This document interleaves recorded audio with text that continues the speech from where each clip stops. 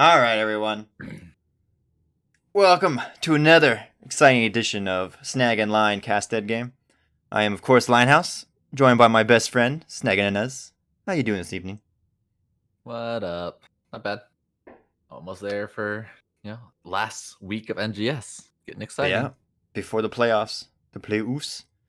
Uh, I'm sorry, Snag, that you had to miss out though on all the J How destruction earlier this evening.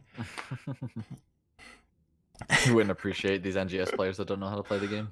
Nope, he doesn't at all. But he's mad that the NGS players keep beating him in Storm League. Wah wah wah. Anyway, we have a Division B West matchup between RollOne Esports and Avalanche. Let's go real quick into the standings. Bam! Look at that.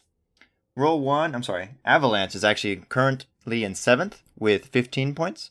RollOne is in 10th with 13 points. Now I think these teams have like at least one or two more games left after this one. They're like packing them all in, all their flex matches at the end of the week, at the end of the season. But Avalanche, is obviously top 8 making playoffs. This is a huge game for both teams. I think Avalanche, if they get a win, they're putting themselves in a much better position. And I think RollOne kind of just needs a domination at this point to have a chance. Yeah, looking at the standings, there's still a lot of playoff fighting for that 8th spot. Like RollOne still has a chance. Wait, RollOne still has another game to play after this? Yep. I think both teams have at least one. Check. So I think like Avalanche, like for example, I think if Avalanche gets this is RollOne's last game. I'm just telling you that both Rock and who was in there with me? Was it Skeptic? Confirmed they have a game left this season, so I don't know what to tell you. Well, that's weird. On their schedule, it looks like they only have this game left. On right. Avalanche's schedule, it looks like they have 3 games, including this one left. Oh my god, they have 3 games to do. It's Thursday already. So they have 2 more after this one. All right. Anyway, this has huge playoff implications though for both teams, regardless. Maps. So Avalanche won the coin toss. They elected for first pick. RollOne decided to ban Alterac Pass and Battlefield of Eternity. Avalanche decided to ban Towers of Doom and Dragonshire. And RollOne has taken us to Tomb of the Spooter Queen. I have nothing else to really add unless you want to say anything, Snag, before we let them go. Actually, so looking at the stands here, I think RollOne actually requires a domination here to even get into top 8 because the current number 8 is Die Gaming and they're 2 points ahead of RollOne. Mm-hmm. So they actually they won on the head-to-head. Die Gaming did. So RollOne. And Die Gaming season's done. Like they have no more games. No, they have one more game too. So like RollOne needs to get a domination here, and Die Gaming needs to lose, but to get 0-2'd for RollOne to get into the playoffs. So it's gonna be balls to the wall for RollOne tonight. What is the weather on Tomb? I don't know. The weather stuff's so dumb. Fog. Wait, where did I type that at? Or did you type that? I don't know, no idea.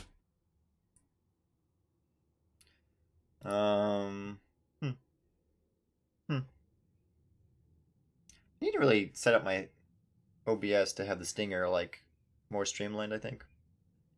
So is it not where you have it when you switch scenes and then it's like I have it as its own button. Oh, its own button? I think there's a way to set it where like when you hit the button to switch scenes, it will go through like a video play. Yeah, I'm pretty sure there is. I just I'm lazy and stupid. I don't always. Yeah, because I remember another caster like Tidy. Tidy does that where he would make his own little stream swap videos. It would just be like his T like show up and go away. Well, I'll figure it out. Yeah. But off we go. And all right. Hey, you know what? We'll get there. It's only been the whole season. Here we are. Tomb of the Spider Queen. Game number 1 of this series. Let's see. First pick goes to Avalanche, so anything that you feel they might ban or look to ban based on scouting and your personal knowledge? Tomb of the Spider Queen, you always want to get that wave clear in there. You always want to have that pressure on the enemy team to stop them from being able to turn in. Tassadar, Cassia still the highlights of the meta, in my opinion, right now. But a lot of people like to crutch on the Joanna just to kind of give you that frontline beef and wave clear and poke all in one hero. There is that new Mal'Ganis. Don't know if we'll see him with that new level 7 that kind of does some armor shred. Might be good. I unfortunately didn't do any scouting yet because I had a lot of errands beforehand. No worries. Don't worry, I do It's zero late night, scouting. So I have to stay quiet so my fiance doesn't yell at me for waking her up. So That's thanks, true. Linus, For everyone casting that the game super late. I mean, I am West Coast, so it's 8 p.m. for me. But it is Snag is East Coast, so it's 11 o'clock for him. Right. So let's all give a Mouse House thank you to Snag for staying up late to cast with his best friend, Lighthouse. Yeah. I know, and I even have to get up early. You're so lucky. Wait, what's a mouse sound? What is the mouse? I need to get a mouse sound effect sound. What do you think? Really Garrosh banned, Johanna banned. Garrosh is a roll-one special, I believe, if memory serves. Yeah. Yeah, there was a lot of that Rock Your World on the Garrosh throws. I think those were most of the games that we casted of RollOne. They had their wins on the Garrosh. So definitely a targeted ban there from Avalanche. And Deckard, that's a Waniba special lately, so that's a targeted ban. Plus, Thank it's you. also good. Yeah, that's true. Thank you, King Jeff 226 for the follow, and welcome to the Mouse House. As always, the residents here appreciate all of our followers and subscribers. Bunch of tank bans here. Or I mean, they're probably gonna have to pick Mal'Ganis just because he's gonna be the only thing left. I mean, if there's anything with our meta, then you don't really care about the meta takes anyways, and you just pick all this other weird stuff. I mean, just pick Period. Lily. Can work Main on tank two. Lily. Main tank Zul. Zul. Yeah. Open it up with main tank Zul, main tank Tychus. Easy So game. Zul still has pretty good wave clear on a map that does require wave clear. Hey, do you remember was it Tuesday or Monday? Monday, right? We played on Monday. No, we also played, but we also had RollOne's other game this week, and they took us to a 28-minute Tomb of the Spider Queen game. Yeah, that's true. I really would like. I'm going to make a plea right now to both these teams to not do that again. Let's not go to a 28 minute. Kael'thas and Rhaegar are the next two picks. Bloodlust comp, not really with the Kael'thas. Maybe they're looking for an ancestral. We have Cassia and Arthas. Arthas, that's an early Arthas pick. It is an early Arthas pick. It's not really showing, like, there's nothing really from RollOne to show that an Arthas would be a good counter to anything. I mean, Kael'thas can be, obviously kind of dies if Arthas gets on top of him. But, yeah, I'd be interested to see what they kind of tie that in with, or why they tie it in with. Maybe some just extra slows for Cassia to kind of... No, Cassia doesn't have anything that gives... I am a little surprised, too, that they took Kael'thas, that RollOne took Kael'thas and let the Cassia get through that far. Yeah, and they didn't want Tassadar, they didn't want the Cassia, they had a lot of options. Yeah, they must have a... Stun lock. They must have a Probably very more specific comfort. draft plan. King Jeff, how do you sub? Well, there's a sub button, I believe, in the lower right-hand corner? Right underneath the screen. the If you desire to. You can also use your Twitch Prime, but I'm going to be honest here. I don't beg for subs like people. I just like people to come enjoy the stream however they see fit. Tychus and Varian. We enjoy some hoots 2020. Tychus, I would imagine, is kind of a response to the Arthas, maybe? And the Varian is just some extra lockdown. And Stukov and Sylvanas, that's got some wave clear. Lockdown. A lockdown, a lot of wave clear on Tomb. Meanwhile, on RollOne side, lots of lockdown and very little wave clear so far. Well, Kael'thas and Rhaegar. You got camps takes with the... Okay, Rhaegar. but we're talking about People doing that Zul, wave clearing. Cassia, I mean, and it's Sylvanas. less. And Definitely Zul less. is insane compared to what they have right now. There it is. There's some more wave clear. And that's actually a Big Beard special, I think. Leoric and his other one. I shouldn't say what it is in case we go to game 2. I think this actually could be an offlane Arthas, even though I think it would probably be worse for him, but it could work. Arthas would probably definitely... Actually, does Arthas... Yeah, he has to hard lose to Leo, right? And then Zul will probably just run back and forth between bottom and mid. I'd expect Sylvanas to be running around taking camps, or Cassia. I mean, RollOne actually has more kill potential with the Tychus and Kael'thas. There's always the problem of spreading chain bombs. You have minigun to lock down the Azul as long as it's not getting hit by the W. You can shred through the Azul shield. But on the other side, there's also a silence behind Azul root, which is essentially a stun for like 2.5 seconds or however long Azul root lasts. That can be pretty detrimental. I mean, they both tick the check boxes. They both have the stuns. They both have the wave clear. They both have the peel. Mm-hmm. See how it plays out in the actual play style of the two comps. Yeah, I like the idea behind the two comps. I think they do achieve different things, like you were saying. Whoa, that night thing is super low on my. That's really weird. Oh yeah. All right, you see that? Anyway, on the observer screen. Anyway, we got RollOne Esports in blue on the left with Rock Your World on the Varian, Waniba on the Rhaegar, Poe on the Kael'thas, Zad on the Tychus, and Big Beard on the Leo. And Avalanche starting out to be degenerates with Sylvanas going to the bot lane. Got Skeptic on that Sylvanas, Aeronor on the Arthas, Cashin Ashes on the Stukov, Dragon Fury on the Cassia, and Lykeman looking to do the double soak 4-man, or really the double soak top mid, and they're just going to put the 4-man and the Avalanche on the bottom.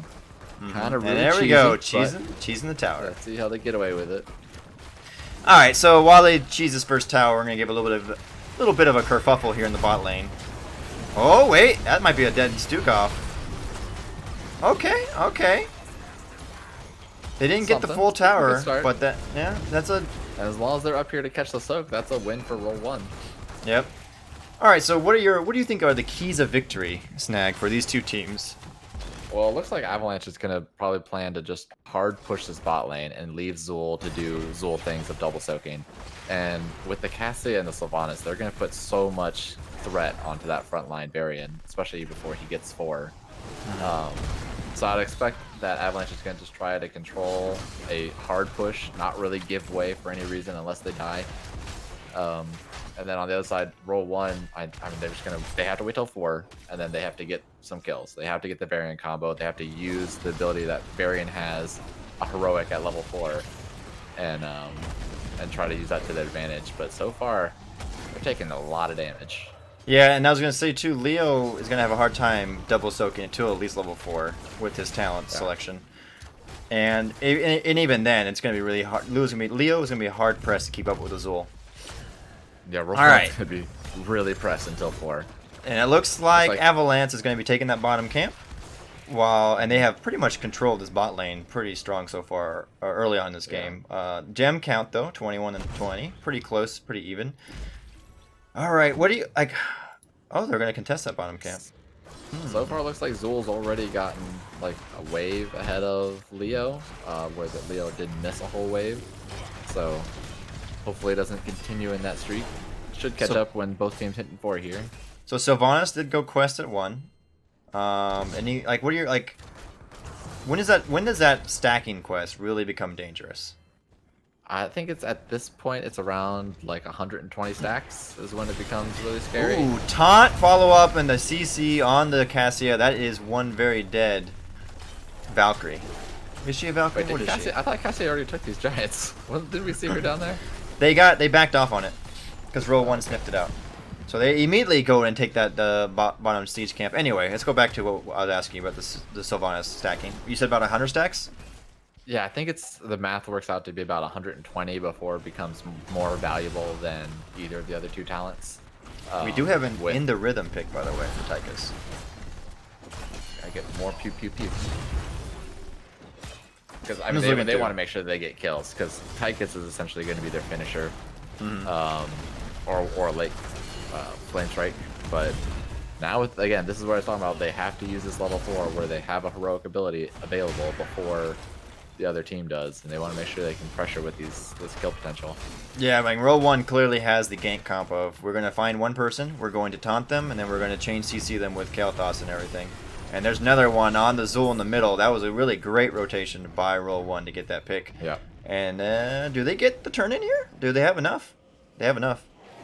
They do have enough, but will they be delayed enough? Right. Looks like they're opting to not go hard on the turn in, so that way they make sure they pick up the soak and extra gems. defend the And knights. they do have a camp pushing mid. Maybe they don't want that camp to impede on the weeb weavers. I think Avalanche might have to give up on this Zul thing. Looks like they're sending Zul to the bot lane. They're just gonna leave him be as the solo laner. That's a very good Just point. stick to one lane. Make sure he doesn't Roll get ganked one again. did do a good job of not letting them get too much value out of that early on. Yeah. All I mean, right, they 8 basically more only lost gems. one tower, but RollOne got a tower of their own, so they actually have not lost anything.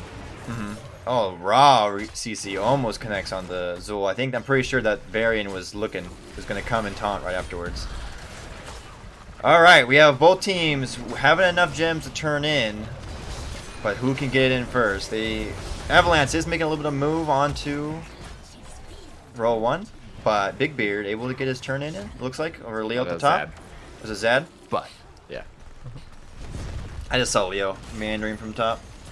see how Leo came down with the push. RollOne with the first turn in of the match, and they have the first Weeb Weaver phase coming at ya. Weeb Weaver. Pick another taunt onto the Cassia with the follow-up. She is awfully low and does not make it out of there alive. Tickus will escape with 330 some odd health. And that's 4 kills to 0 for RollOne. And like you said earlier, Snag, they really need a domination to have a chance at the playoffs, and they're coming out guns a-blazing. Yeah, as long as they win this map early, so that way we can go to the next one and not have to wait 30 minutes, and then I can go to sleep. So as long as they come out strong, I'm all for it. Or somebody does at least. I'm not gonna root either way, but so far they're winning. I get what you're saying. Basically, yeah, I know. Hey, listen, I'm gonna say, how about we stay up till 1 a.m. for Snag with the series?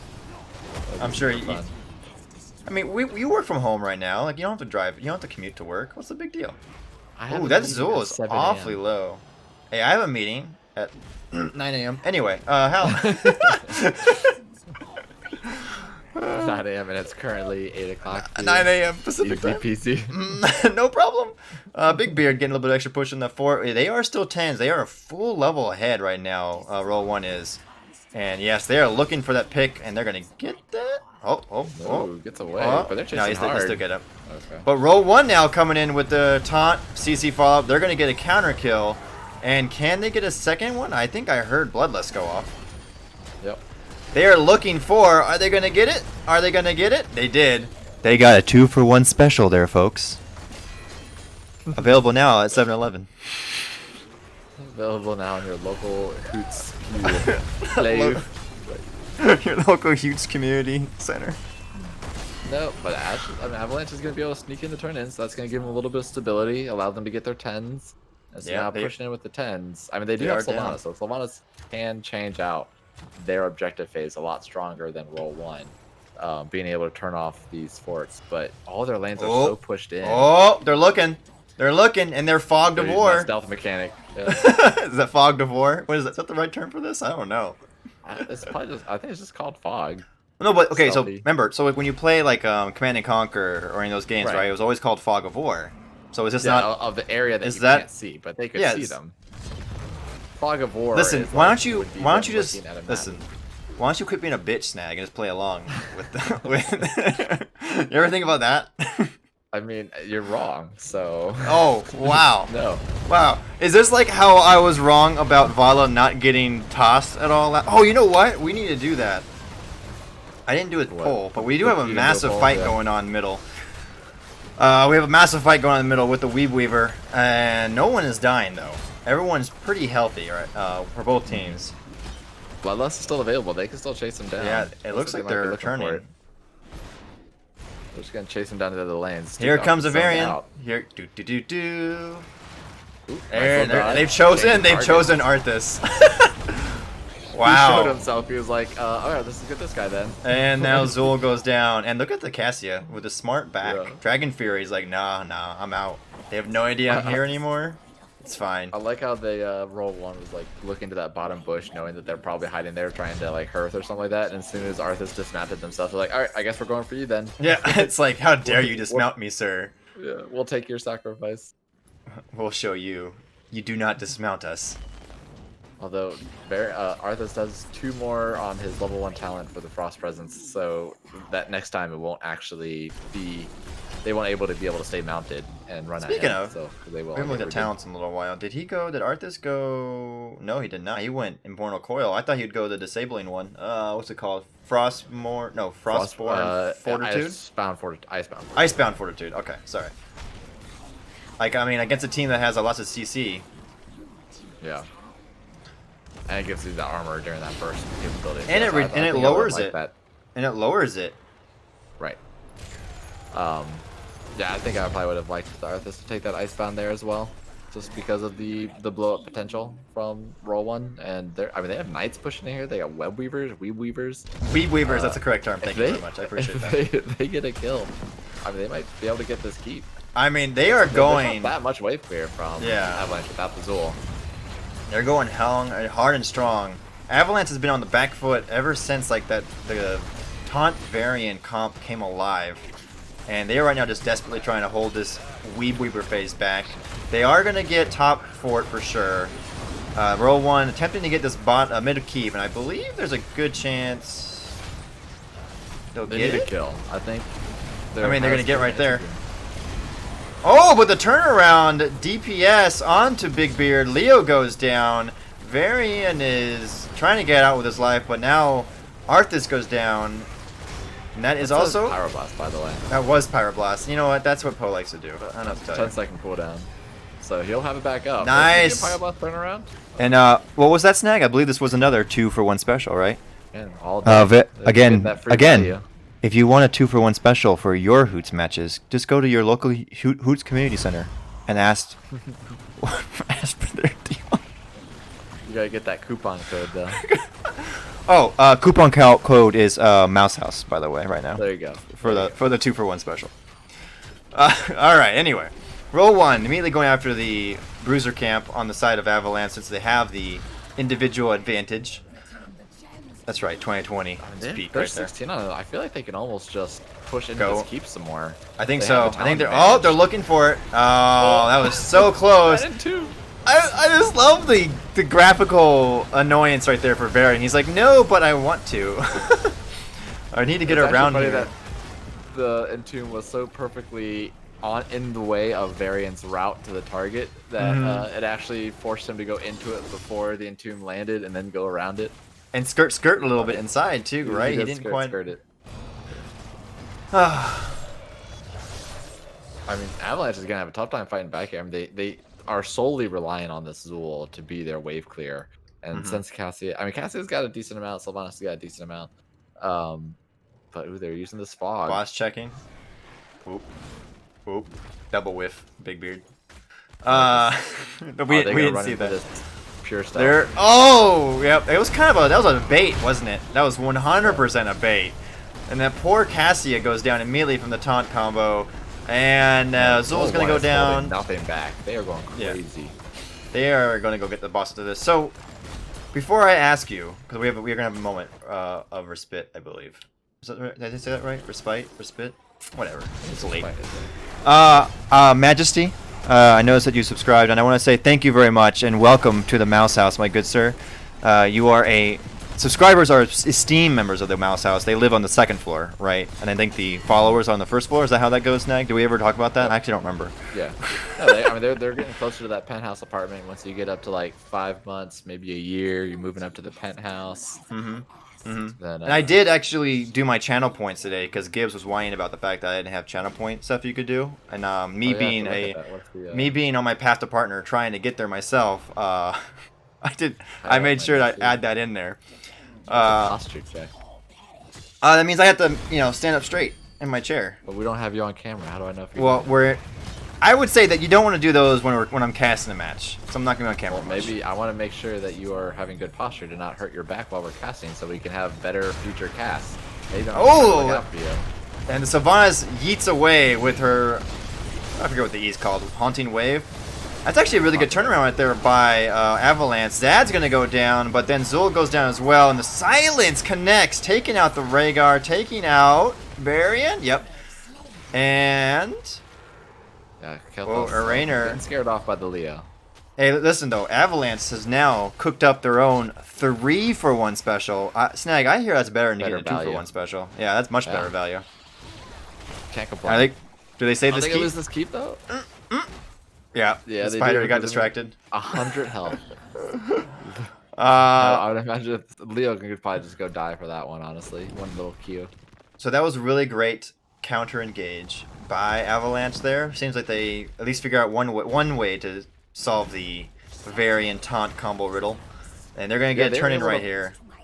they were able to re-pull that with before RollOne hit out the Bloodlust, and they kind of just started doing. Stukov was doing really great of constantly changing out his targets because like it was either slow and then he hit the silence right when the Rhaegar was trying to do stuff and stop that. Like between Sylvanas' silence and Stukov's silence, I don't think Rhaegar was really able to do anything during that fight. All right, so 1917, Avalanche has really pushed in on this map. What do you think they need to do to come back and win this game, Snag? They're going to have to try to move RollOne around the map. Make sure that they can keep eyes on the Varian, like what Stukov is doing. Making sure he's taking out one of those choke points is really smart. So they want to make sure that I think they want to try to avoid this combo, especially or right now take a fight before 20. And there is a combo onto the Zul. He's able to skirt his way out there, though he's not quite dead. Post taking a lot of damage in the back with the Kael'thas, but gets the Flame Strike to finish off the Zul. Waniba is really deep in there with the Rhaegar, trying to secure some kills. Rhaegar goes down. Arthas goes down. And did RollOne just get their own version? Their own 3-for-1 special? Or do they want more? Do they want the 4-for-1? Zad looking at Stukov. Just barely out of range. He gets the heal. Well, to be fair though, this Stukov has nowhere to go. Yeah, I mean he's dead. But that is actually a better deal than the 3-for-1. Like these teams are just one up themselves. they're so efficient. They're very efficient with their shopping. What they always have. They're looking for the. They're shopping at the Hooch Community Center. What are the What's your when like the couponers that are crazy and they have like, the coupon crazy... clippers? Yeah. They're like a specific term. There's a term for it. You're right. Clippers. Yeah. Where they crazy couponers. Quick, they go for, quick like, chat. Buying like $200 worth of stuff for $1. Yeah. Does anybody in chat know what they are? What they're called? I feel like there's a specific term for them. I feel like you're right. Anyway, this top 4 keep I don't think is long for this world. There it goes. that's been hanging on though with 100 HP for like what? 4 minutes? 3 minutes? It felt like a while. So still level 20s for a full level ahead, but the only downside is the spot lane for RollOne is pushed in pretty far. Otherwise, I think they probably would. I would have liked to have them push into that bot keep, get all 3 keeps down. They're actually not too far away from another turn in, and Avalanche is pretty far away from another turn in, even though all their lanes get pushed into their side for easy pickup of gems. Avalanche is really going to have to try to. I mean, it's going to be hard for them to deny RollOne gems while also avoiding a team fight because you're down 20. Yeah, and it's gonna be hard, like to not only deny RollOne gems, but get their own gems, unless they get like the mid lane ones. Because the top lane, see here, like they have to play super safe in their own side and basically in their base until they see somebody in lane. Yep. And Big Beard, as you see down here, is kind of freezing the lane a little bit, making sure it doesn't go out too far. They are looking. They are looking. Actually surprised the rest of the team wasn't with it. That Zul was pretty far out there, and Rocky Road was looking for the Zul. I mean, at that point, you're level 20. Just go for a kill on one person. I feel like they were playing a little patient there. I think they know that they have this game right now. Like, it's their game to lose right now, right? Definitely. And they are definitely, like we said, they're fighting for their playoff lives. So maybe they're just playing a little bit more cautious to make sure. They are going for that boss. The throw pit. Let's go. You're gonna see it. Let's go. Throw pit. They know they're in there, but I don't think they'll be able to step up fast enough. Here comes Avalanche. Straight in. Yeah, that's a zoning. What's it called? Entomb. Here they go though, and they're able to get the boss. That's RollOne, that is. Oh, but they came very close to stopping that. Yeah. Zul goes down. Kael'thas goes down. Yeah, what cost? Rhaegar goes down. Tychus is going to take out Arthas and then go down himself. Leo goes down, and this might be a team wipe. Oh, very barely gets that little bit of heal. I mean, that boss is going core. It is a 19-minute boss. I don't know if it. Don't think it ends, especially with them all back. No, it definitely won't end. But I think it'll take a good chunk of core health out. I mean, not with them all here though. I mean, it'll still take about 70%. No, maybe it doesn't do that much damage. I think it goes down. I think it goes down to maybe like 90 to 80. Yeah, I guess it's only doing like it's doing 10,000 damage a hit. No, 1,000 damage a hit. Wow, so it might not even take any shields. Wow. Yeah, that's exactly. I thought it's not 20 minutes yet. It's the 20 minutes. I think is the next ticker, right? Is that a big? Is it? Is it 20? I don't remember if they changed it. I don't remember either. I thought they made it by. I thought they changed it to being gradual as opposed to because it used to be at some point like years ago. I know that it was like every 5 minutes it got like a boost, and like so if you took a boss at 14 minutes versus 18 minutes, it was a big difference. I thought they made it so it's like more gradual now. You could be right. I mean, we've been playing this game for so long. My memory kind of gets ragged on what's what. Right. Avalanche still looking for those 18 more gems. Speaking of, actually, RollOne only needs 1. She's at 63 stacks. That Sylvanas. That's kind of rough. Yeah. Yeah. Kind of rough. The fights have been kind of going very quickly, so it's either one of the members die or she definitely does not have a lot of time to get him in. Yeah. All right, Blue Weeb Weavers. This is a 20-minute one. This should be a fairly strong phase. They are clearly rotating to get the bottom keep, though. I think they just want all keeps cleared. Make sure they have all lanes pushed out for their pleasure. And I believe I feel like if RollOne wins the next team fight, right? If RollOne wins the next team fight, this game's over, right? Oh, 100%. Honestly, they might not even need to win a team fight. They might just wait for the Web Weavers to come in and take the fight then, because this is going to be 3 Web Weavers going onto a core. Oh, man. Well, they're going to be looking for it. They want to see if anybody separates out. Yep. Yeah, Big Beard's posturing, looking for another entomb. Yeah, this is 3 Weeb Weavers on a core. Oh my goodness, what's he doing over there? He's gonna do Poison Nova, right? But we got interrupted. It did, and now there goes Pyroblast. Silence on the Sylvanas. I don't think she's gonna make it out of that either. Nope. 2 down for Avalanche, and now they're gonna look to kill the Cassia, and Dragon Fury has nowhere to go. And this will be GG. Game number 1's gonna go to RollOne Esports in the battle for their playoff lives. Much shorter game. I appreciate it. Oh yeah, 21 minutes. Much shorter, he says. It's like 7 minutes shorter. That's noticeable. I'm pretty sure their last game on Tomb was like 32 minutes. I don't think it was like just 28. 24 kills to 10. That Varian taunt with a stun with Kael'thas behind it. I mean, Kael'thas still does a lot of damage. It's like it's not like Li Ming damage, but it adds another stun, another lockdown. And there was no cleanse coming out from Avalanche, so they were able to pick up those kills. Stukov swipe is like a 60-second cooldown, I believe, and Varian's taunt is not. It's like 16 seconds, 20 seconds. What is that? 16, yeah. Oof, I'll judge over here. And look at that damage. You got Cassia up top damage, Tychus about 5k away, and then it actually went like every other one. So it's Avalanche. RollOne, Avalanche, RollOne for their damage done. It's pretty even damage-wise. I mean, it's just... But a lot more healing out of RollOne. Mm-hmm. I think a lot more... just didn't have a lot of chances to heal people. I mean, they just had a blow-up comp. And there's nothing like...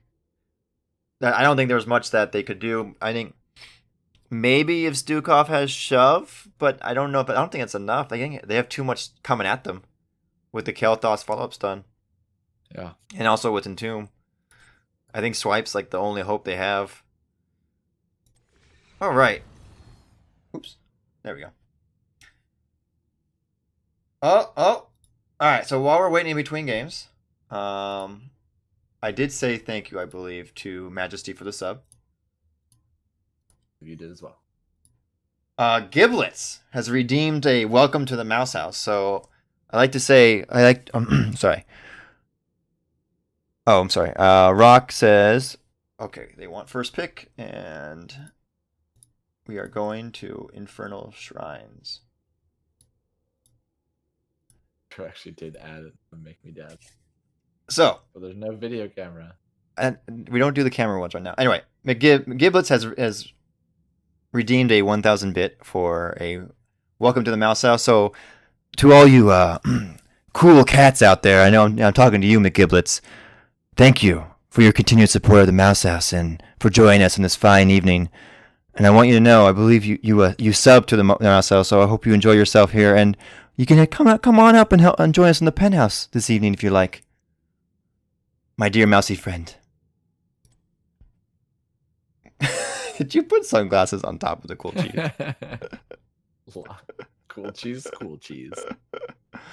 Can I just join his game? There we go. Oh, maybe I think they canceled the lobby. I think they made something wrong. There's all right. one on there. I'm in there. Oh, why can't I get in there? I'm clicking on it. You're not cool enough. Purely, I'm just gonna join you.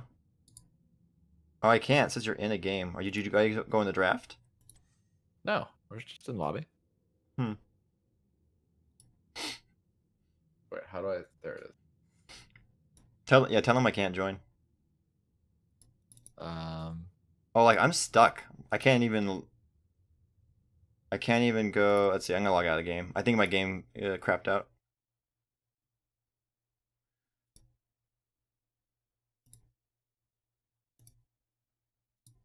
Because I can't for some reason I can't even change my screen or anything from Storm League.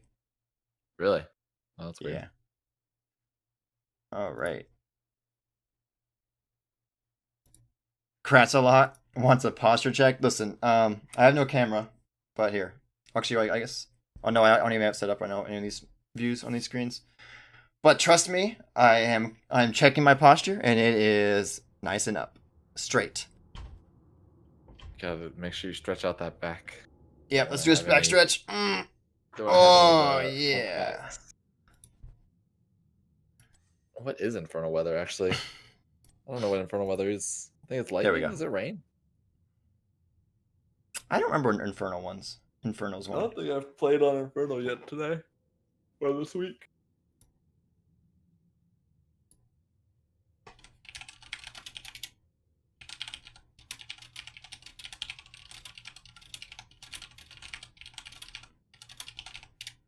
Infernal snow, could that make sense? Oh yeah, snow is shields, yeah.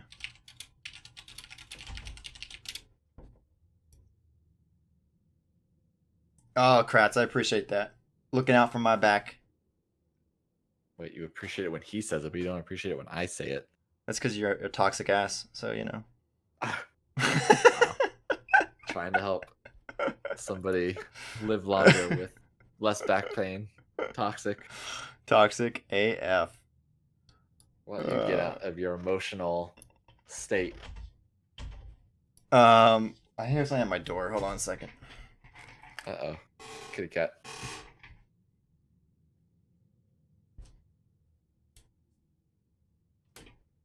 Come on. You're a cat. Oh, my cat really wanted in. Which one? Huh? Which one? The orange one. Does the other one not like you anymore because you got? No, yeah, Kirby. Yeah, she's Midna is not as pleased with the fact that we have Kirby. She's just lost all faith in you. Mm-hmm. There it goes. And Kirby. Gotta have video game character names for your cats, your animals. Yep. I do not. I know you. Well, yeah, Mika's a great name though. I like it. Immediately banning the Garrosh. Hey, do you think we see a variant ban second? I think we will. I think we'll probably see a variant ban in like round 3. And maybe especially since the Joanna's getting banned, because I know that's what they did with game 1. Joanna obviously is hard to kill in the variant comp because she does have that trait. But Rhaegar was banned pretty quickly. Well, a different ban from last time. I think that was Deckard. Who did they ban? Deckard. Yeah, there you go. Majesty redeemed Hydrate. All right. Well, I have a water here. So do I. Everyone's hydrate with me, Snag. Let's go. same bands from Roll One. I think they're probably going to look for the variant. That was some delicious water. I think they actually have to pick variant here right now. I think you're right. Tacitor first pick Because though. otherwise they might get banned out. Who's that? Skeptic. Tacitor first pick. Cassia has made it through again. No. Damage. Cassia's though made it through the ban phases. So if Roll One does not take her here, which they are not, they're taking Deckard and Kael'thas. Do you think they just take the Cassia? Low Rio with the puns. Get out of here. Avalanche, That's good. Avalanche take Cassia? How I mean, dare you. it's good, but they might not like playing it. I mean, maybe they don't prioritize it as highly as we do. Very possible. We think. How she just dare you pumps not up a bunch of appreciate? damage. How dare you not appreciate Rio's pun? That was a great one. But There's the Cassia. That's pretty solid. It's a pretty scary comp to do Cassia. Oh, and now we're going white Looks like main. Cassia. White main. Maybe they're going for that anti-burst healing. It looks like they're going for that healer that stands still and is begging to be targeted by CC. Healing. However, if they're They targeting ran white variant. main, they're not They got targeting variant. Tassadar and Cassia. Arthas is gone. Brian Arthas. I don't think Arthas was really a problem at all last game. Wonder why they did that. Unless, So, yeah, I unless, think they do you picked think variant. they're? Do you think they last pick Eldon? Yeah, there it is. Yep. There's the variant. There's your variants. Avalanche last pick filled it in. No. Roll one. Last pick Eldon. I mean, if we know anything about Roll One, is they're gonna start doing some random stuff because they won a game. But I mean, there's lots of. I mean, they could maybe. Did they still do the Imperious? Because Imperious is just a variant at level 1. A little harder to do because it's a little more risky. They can miss, but picking. Ah, there it Diablo, is. so. It's a Diablo special. Still a point and click. Yeah. And we have Sylvanas to be able to Sylvanas. turn off structures during the objective. Hello, So Kitty. if they end up winning the objective. Someone's blocking my Avalanche monitor really right now, won't. so you're on your own for a minute. What do No you see? ETC on the map. What tanks else are available? I don't really want to see a Murden. They're taking There's the Imperious. There's the Imperious. So And more who's on protection. They're Tyrael? going hard defense. Aranor is on Tyrael. Thank you. Yeah, little guy. I'm gonna need you to move just a little bit. So that's giving almost no CC. You only have Imperious as the CC. So it's almost no peel as well. Their peel is essentially run speed and shielding. And Leark again. Okay. Yeah. I forget who their tank was last game for Avalanche. Was it the Arthas? I don't know who played the Arthas. Was it Lykeman? I mean, this is the No, main tank Lykeman hero, was right? on Zul. Lykeman was on Zul Okay, last game. Yeah. So this is main tank Tyrael. Was Zul the lane tank? I think this is the main tank. So this is, I mean, it's still So, again, So you're saying this good is damage main coming tank out Tassadar. Tyrael? yeah. Okay. Tyrael's in the You- 4-man. I thought you said main Imperious is tank in the offlane. Imperious. Yeah. Okay. I might have very well could have said that. You know how I am with words. But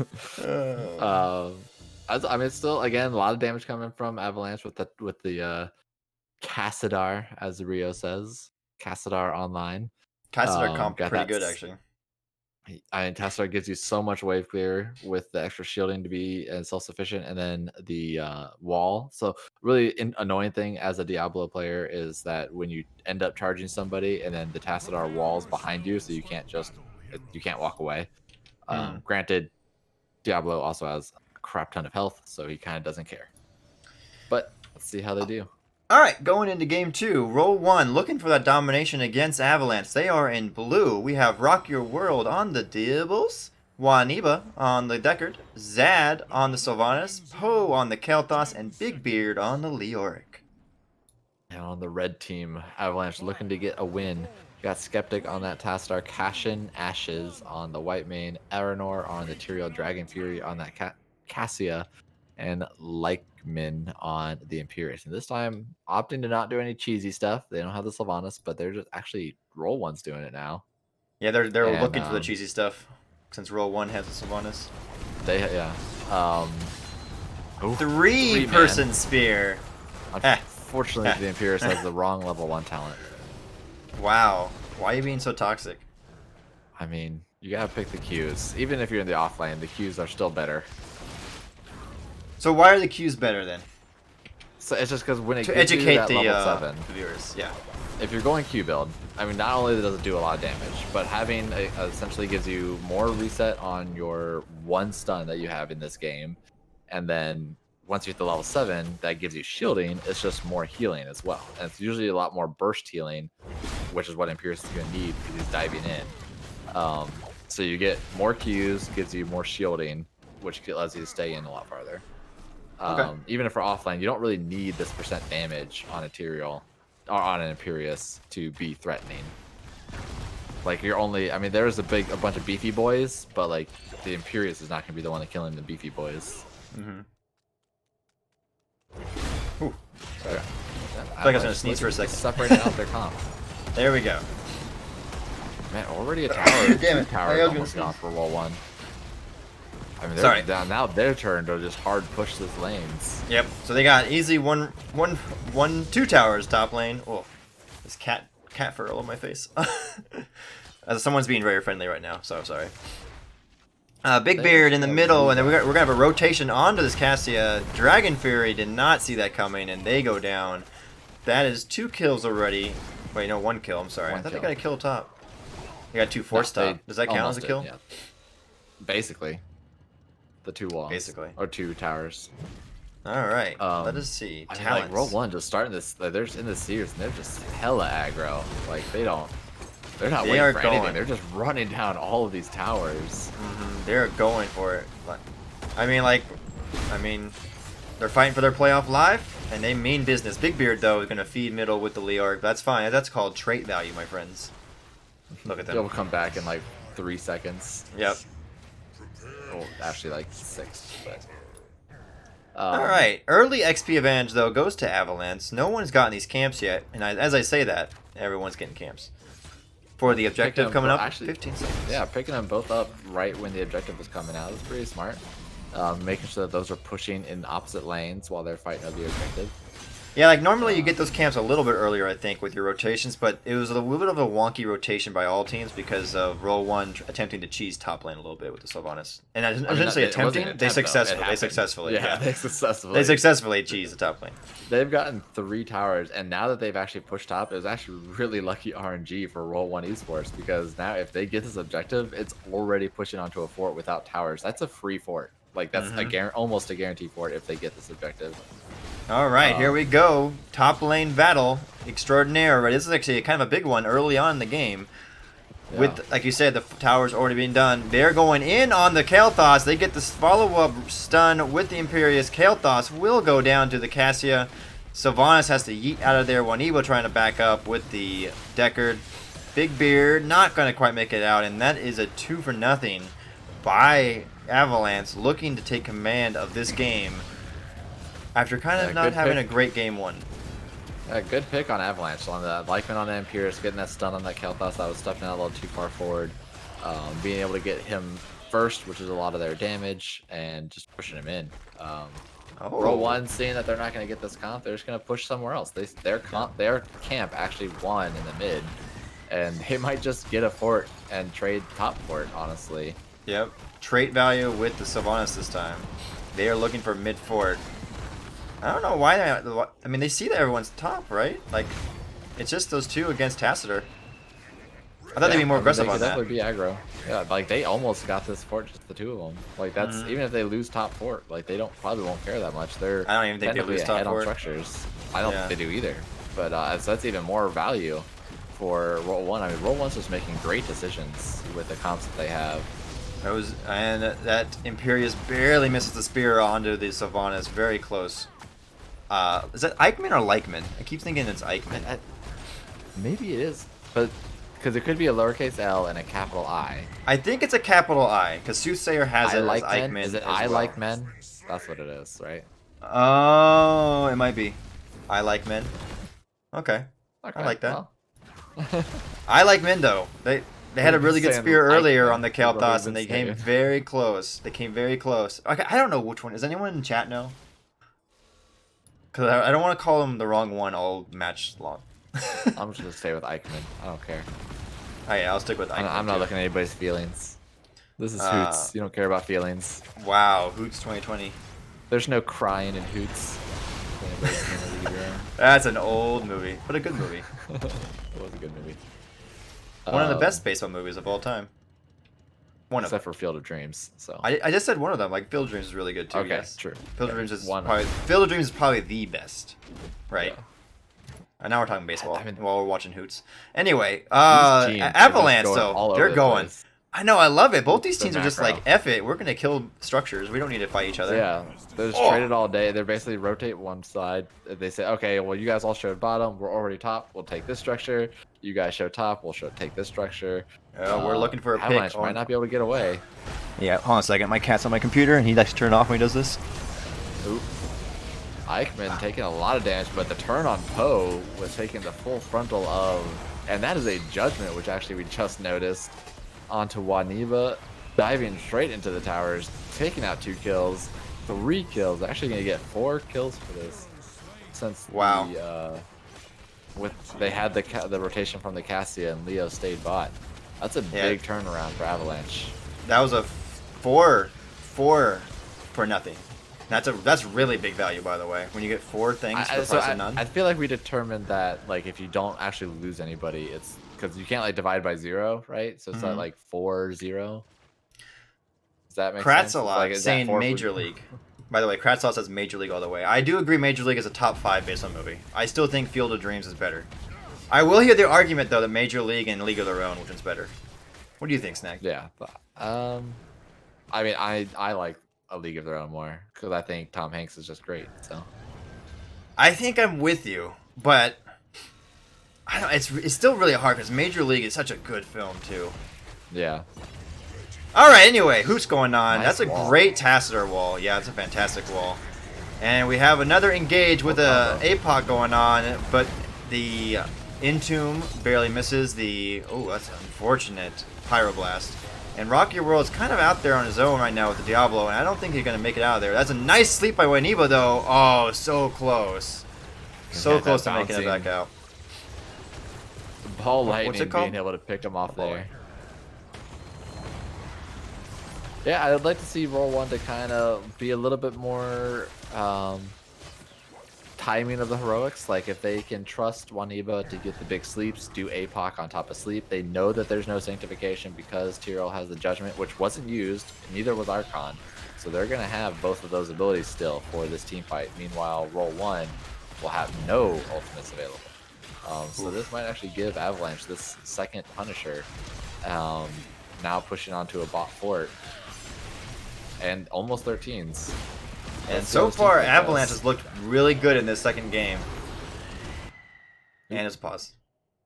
So they might have had a DC. The Tasser's kind of just running away by themselves. While we okay, so we're getting some lag issues, so we're waiting. Kratsalot, A League of Their Own is a comedy though. He says he prefers comedies. Like Bull Durham, that's another actually great one. A League of Their Own's a I mean, comedy. It's like a is it maybe it's a listed as a dramedy. comedy? Is it yeah, more like a dramatic comedy?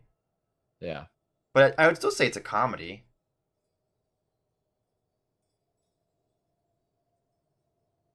Looks like there's just some lag issues. Yeah, I'm just kind of hanging out here waiting. Yeah, that wasn't gonna be for AFK for long. Yeah, if someone disconnected, it'd be different. Look at all those rubies down there, though, and it looks like they're doing a really good job of just getting lots of poke on that objective right now, and not succumbing I to think the Avalanche is engage trying to by get RollOne. 13. Yeah. Ooh, Oh, a nice spear. 3-person stun, and now they're trying to back away. That Sylvana's getting the bouncy bounce with the judgment, and they go down. Kael'thas is going to go down. Diablo's not making it out of that either. 3 more kills, and Avalanche is taking control of this game too. Yep. I mean, it's still even on structures, but they should easily be able to get a fort here because the 2 assassins from RollOne are dead. So Avalanche should be able to push this into a free fort. Hopefully Waniba doesn't feed through themselves as well. But all of the lanes are still pushed out by this Leo. I mean, he's making sure that they're just going to try to get as much soak as possible. Yeah. which is smart. He almost gets another fort by himself with the minion wave, forcing Tassar to back off. I mean, RollOne should be able to defend this keep now. Diablo wants to try to bait it, but he's actually baiting it before the wall, so the keep's not pushing it. And he takes a lot of damage. I will say that, like you were pointing out, on the most part, except Tassar now has backed up the top light wave, but RollOne has been keeping the lanes pushed out pretty effectively. So yeah, Tassar had to actually stay back and clear the lanes as opposed to participating with the push. And now Avalanche is going to come down and take this bottom siege camp for free. We got level 13s coming in for RollOne. What are these talents looking like? Actually, all Firestomp build for the Diablo. Gonna be going into that reducing damage from like increasing his own spell power, and then probably I would imagine taking the double spell power at 16 to reduce theirs. Just gonna try to make the rest of his team pretty tanky. So what do you think? Potion revival. What is that? What is that talent? When a healing potion is picked up, it also heals all nearby allies. It's a AOE. Who takes that talent? Well, apparently one Ewa just did. that is instead of super potions and the best talent on that tier, Ancient Blessings, the trait. Yeah. I just always think of trait. Trait even okay. So like, I'm gonna make my case for that right now since we talked about your spear stuff with Imperius. The trait on for Deckard at 13. I mean, super potions does have its value, and I will hear that argument too, but I just don't see why you wouldn't ever not take trait. It does so much extra damage no matter who has it. And it doesn't have to necessarily be a high DPS player. Like Sylvanas would benefit from that, Diablo will, and Leo will. But it also it's not a long cooldown. It's extra burst damage with healing on top of that. It's like a mini Bloodlust. And it lasts for 8 seconds, I believe. Yeah, minus the not increasing attack speed, but it does right, and that's what I'm saying. That's what I'm saying. It's a Bloodlust light, if you will. Yeah. But meanwhile, during that spiel from the resident Deckard player, RollOne opting to be opposite lanes once again from Avalanche, really seeing those advantages that they've had. Like they've actually lost both the objectives, and they are ahead on structures. They are ahead on structure health. Because their mid fort still has the wall versus the top fort being. They were also 2 levels down, and now they're only a little bit under a level down. Right, they're catching up on XP. And they're going to be 16 before this next objective. So unless Avalanche looks for a fight here, which I would think that they want to be looking to try to force something that with their talent advantage, force structures, but they want to defend.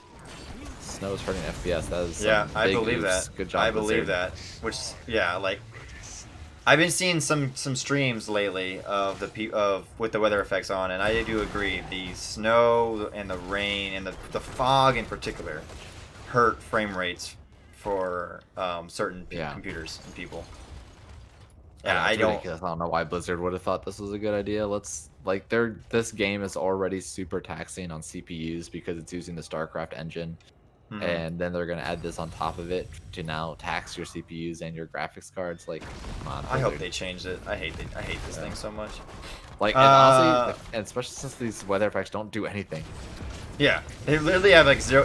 The fog one's the only one that arguably has an impact. Yeah. All right, we have a team kerfuffle going on here. Ooh. That gets his own Kael'thas in there, but the stun gets interrupted by the APOC. Big Beard on the Leo's gonna go down though. Judgment onto the Kael'thas. I don't think Poe's gonna get out of that. Down goes Waniba on the Deckard. Zad and Rock Your World will also both go down. Wait. Does Zad make it? Nope. Nice spear. Oh, that was a really good spear. Eichmann, whatever your name is. That was a great spear. Cash and Ashes is so far playing a great. It almost seemed like Avalanche didn't take any damage during that whole fight. Like I feel like everybody walked out of that with full health. Whitemane is pretty good, like you said, for healing. She did go Consecration, so it's extra damage. Yeah, she went like the usual build right now, I think. I mean, Whitemane's only real weakness is that she's mana hungry. So if a team fight lasts longer than 5 seconds, you're kind of like, oh boy, sometimes.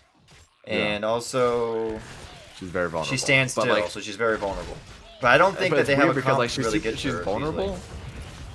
But if she can prep her own fleas on top of her, she's vulnerable. But it almost comes down to where she can eat like 3 ultimates and not die if she has the right prep. But this Punisher pushed onto a keep now. Leo once again pushing out the other lanes, making sure you can get use of that soak and try to get up to 20. Avalanche complaining about the lag and everything else, but still dominating the game in terms of objectives. Avalanche, though, team name Avalanche, doesn't like the snow. Yeah. Unlucky. Zad gets rooted by... Oh, yeah. The Sylvanas gets rooted. We got Avalanche going to get this keep, I'm pretty sure, for this point on. The question is, do they get a couple picks, and then do they try to end? Because they are very nearly 20. They might actually hit 20 during this push. This Punisher should be jumping soon. There it is. Yep. And the Big Beard, though, did a pretty good job of zoning them out, to be honest, to make sure they didn't engage upon that. Yeah. And they're going to back up. Okay, they got the keep, and they're happy. They're going to just peace out. Snag, it looks like this might go to a game 3 unless anything changes on RollOne side. What do you think RollOne needs to do to get back into this game? They're going to... I mean, they're... Right now they have to... Push. I mean, they want to make sure they're not taking a 20 fights. Nice scout on the Tessa there. Heads up play. So it's just... right now they kind of have to just be in opposite lanes of RollOne. Try to get that 20. I mean, we should have the Blizz... They don't give a timer on, like, how long it happens. So it's every... There's a timer. It's like 2 minutes? 6. It starts at it's every 4 minutes from the last one. And then it lasts for 2 minutes, right? Or does it only last for 40 seconds? I don't know how long it lasts. I don't know. But we are going to have a kerfuffle here on this camp, I think. Nope, they're going to give it. RollOne just needs to give 20. this up. Yeah. It is 20. Give Avalanche the level 20s. Yeah, Avalanche is right now Avalanche should be running around the map trying to take everything they can. Honestly, go after a structure, force a fight when they're up 20 where they're trying to defend a structure, trying to defend a keep, as what Avalanche, just to try to more punish or more take advantage of their lead. And they're coming. They're coming for the Leo. I think Big Beard kind of try not to give RollOne just a free experience to catch up. So while Avalanche has been doing a really good job, and I would say they're currently winning this map. It is Hoots 2020. We are nearly level 20 for both teams. At that point, it becomes a with how everyone's pushed in, like only keeps are left on both sides in essence. So, whoever wins next, if a full team wipe ends the game, yeah, or even a 4 for 1 or whatever, probably ends. Yeah, if only the person left are the healers, then you can end with just that too. Like, there's a lot of, since these keeps are all available, and honestly, some keeps have walls down. Only one. I think they're gonna get Big Beard here. Yeah. Oh, the holy ground. There it is. There we go. But he'll come back. Trait value. I mean, it's still gonna take a while. I think it's gonna take probably another 40 seconds. I don't know. They're looking though. I mean, these 20 fights might be a lot different now with Blink with Diablo. Oh yeah, what we got? Sylvanas and He's got Buried Alive. Like, yeah, Buried Alive always just kind of wins games if you get a good one. Like if they can open up with a Buried Alive onto the white main where she can't get the big healing out. That might be a game changer. Yeah, that's true. Buried Alive on the white main, or even a silence to initiate, right, with the Sylvanas. Yeah. And asleep. Leo is harassing. He's telling Imperius, "Yo, I like you, my friend. Why don't you hang out and stay a while? Let's have a conversation." I'd like to tell you about the Lord and Savior Diablo and my journey to find the Dark Zone. What does Kane talk about? I mean, that's all he's talking about, right? Is Diablo. I actually really love that when he does the stay a while and listen, that you can hear it throughout the whole arena as he's, telling a story. Yeah. I love that sound effect, that little detail. This is going to be a fight. There we go. Ooh, Cassia's coming from the big baby flank side. They're going to immediately go on to the Kael'thas. And Poe, I don't think is going to make it out of that. No, but there's a big sleep now. Kael'thas is down already, though. And Cassia's going to take out the Deckard as well. Ooh, and then the Sylvanas is going to go down. This is going to be GG, I think. Right? Yeah, I mean, the amount of shielding that's coming out from Avalanche to just stay alive and not care about the damage. Like, they just always walk out of here with full health. They are getting the team shielding from Imperius. They're getting the team shielding from Tyrael, and then just the big burst healing from White Mane. I mean, they're just not dying at all. And I'm wrong. I thought they were going to get the Savants there, and if they got the Savants, I think they just marched top to end the game. But they didn't, so they're going to get the objective in as well instead. But, oh, Dibbles. That's a reset of souls, and that's not a good time for that to happen. We do have a push on the bot lane, though. They're looking to get this keep, maybe? Trying to get some type of value. I mean, because this the objective is now pushing into mid fort and mid keep, and they're actually Avalanche is going to decide to skip the objective really and just kind of go for a core. But maybe they might have overthought this. That seems a little late now. Oh no! Like Imperius now has been silence, and I don't think they're going to make it out of that. There is the Pyroblast. White Mane heals though. Oh my goodness! Another sleep. How does Imperius live through that? Judgment goes out of that with full health. Right? With the shield, and now... Okay, well. We're going to game 3. Yeah. White Mane healing, by the way. Yep. Yeah, 4 catapults on the core. Yeah. Avalanche comes out strong in game number 2. I can't believe that... I just can't believe Imperius lived there. That was a really good job by Cash and Ashes on the White Mane to keep the Imperius alive. GG. Well played. I mean, that was a really strong showing from both teams. Like the team fights were all in favor of Avalanche, 100%. They were winning like after 10, they were 100% winning all these team fights. I think the macro play honestly was really better for RollOne. Like they had the decisions of where they needed to be, get those advantages on the structures. Like they evened out structures without any objectives.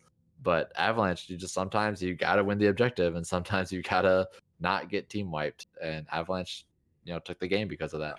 I mean, remember last game, the kill count was heavily in favor of RollOne. Right now, it's the exact. Look at this, 24-2. Wow, that was an impressive game 2 from Avalanche. Oh man! Unfortunately, since RollOne lost the map, I believe that does take them out of the running for playoffs because they are technically now the max points they can get is 15, which puts them tied with Die Gaming, but they lost to Die Gaming, so it puts Die Gaming ahead. So now I believe they got dominated by Die Gaming. Yeah, they did. So the only at this point now, Avalanche is trying to make sure they secure a playoff spot for themselves. I don't know if it's 100% secure. They're not.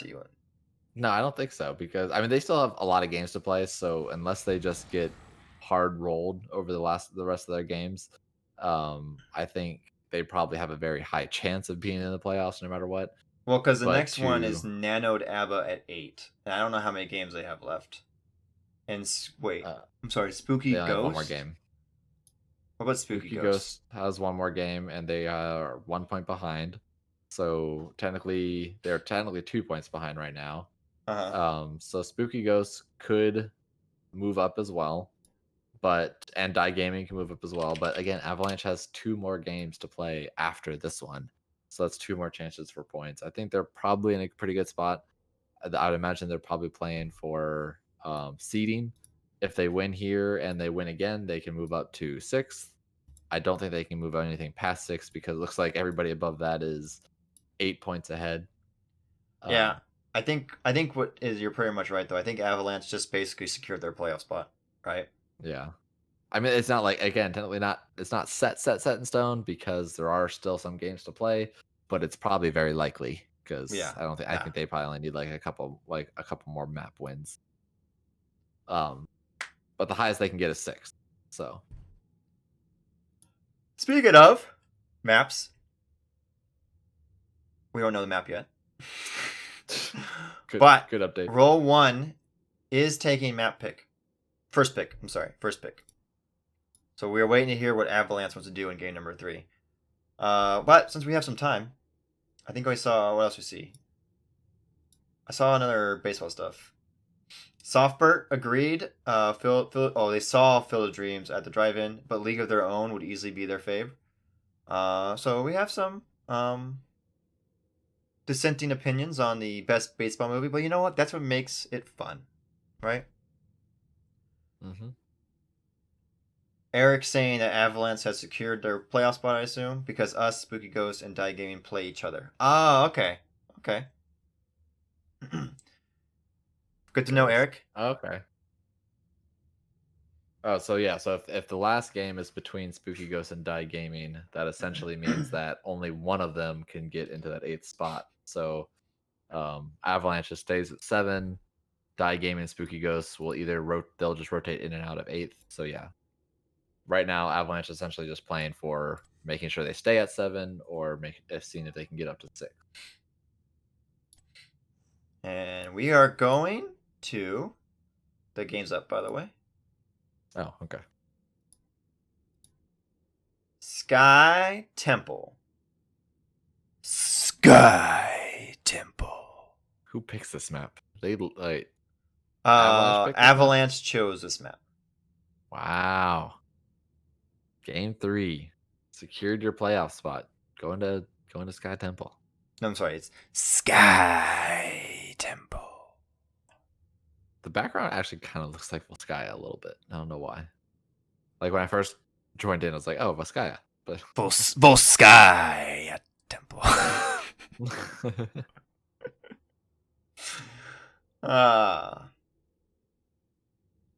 Oh man. Well, I wonder if good we're news gonna for see, everyone. like, crazy comps because they know the results now. Good news for Snag. It's past midnight for him, and he gets to stay up to cast one more game. You can always, I can always get a sub co-caster if you need to go.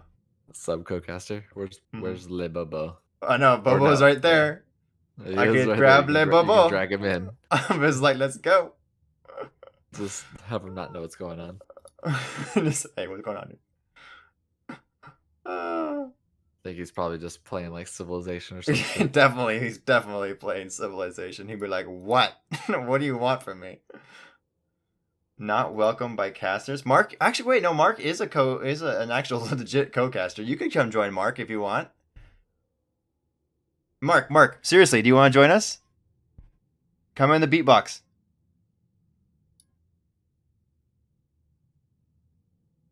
But wait, that's illegal. No, it's not. I don't think it is. Wow, Mark is hopping off. Bobo's too sneaky for us. He just hopped off of in the channel. Mark, come in the beatbox. That's where we're at, and I'll drag you in. Everyone's so stupid looking with it. I'm sorry. So we are waiting for the teams to pile in. That's why we're kind of not really saying anything of importance. But actually, I guess we could talk about the matches. Game 2 was basically like the flip, right, of Game 1. Avalanche had the kill comp, and they just dismantled RollOne, just like RollOne dismantled Avalanche game 1.